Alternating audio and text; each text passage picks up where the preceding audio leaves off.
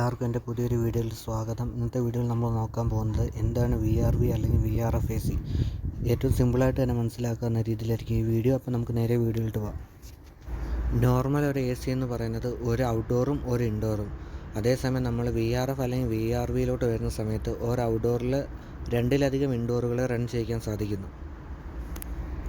VRV എന്നതിൻ്റെ full form variable റിഫ്രിജറൻ്റ് വോളിയവും അതുപോലെ തന്നെ VRF എന്നതിൻ്റെ ഫുൾ ഫോം വേരിയബിൾ റിഫ്രിജറൻ്റ് ഫ്ലോ എന്നുമാണ്. ഒരു ഔട്ട്ഡോറിൽ നിന്നും രണ്ടിലധികം ഇൻഡോർ യൂണിറ്റ് റൺ ചെയ്യിക്കുന്ന ടെക്നോളജി ആദ്യമായിട്ട് ഇൻട്രൊഡ്യൂസ് ചെയ്യുന്നൊരു കമ്പനി ഡൈക്കൺ ആയിരുന്നു. ഈ ഒരു കമ്പനി ഈ ടെക്നോളജിക്ക് ഇട്ട പേരാണ് VRV. അതുപോലെ തന്നെ മറ്റ് ബ്രാൻഡുകൾ സെയിം ടെക്നോളജി ഇൻട്രൊഡ്യൂസ് ചെയ്ത സമയത്ത് VRV എന്ന നെയിം പേറ്റൻ്റ് ആയതുകൊണ്ട് തന്നെ അവരതിനിട്ട പേരാണ് VRF.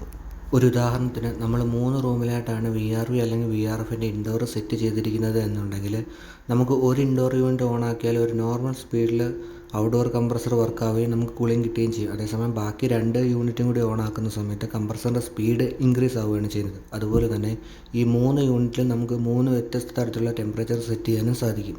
ഓരോ സോണിലോട്ടും അല്ലെങ്കിൽ ഓരോ റൂമിലോട്ടും നമ്മൾ ഇൻഡോർ ഓൺ ആക്കുന്നതനുസരിച്ച് റെഫ്രിജറൻ്റ് അല്ലെങ്കിൽ ഗ്യാസിനെ എൻട്രി ചെയ്യിക്കുന്ന ഡിവൈസിൻ്റെ പേരാണ് ഇലക്ട്രോണിക്സ് എക്സ്പാൻഷൻ ഡിവൈസ് അഥവാ പൾസ് മോഡുലേറ്റിംഗ് വാൽവ്. വീഡിയോ ഉപകാരപ്രദമായെന്ന് വിചാരിക്കുന്ന വീഡിയോ ഇഷ്ടപ്പെട്ട ചാനൽ സബ്സ്ക്രൈബ് ചെയ്യുക, വീഡിയോ ഒന്ന് ലൈക്ക് ചെയ്യുക, എന്തെങ്കിലും പോരായ്മകളുണ്ടെങ്കിൽ കമൻറ്റിൽ അറിയിക്കുക.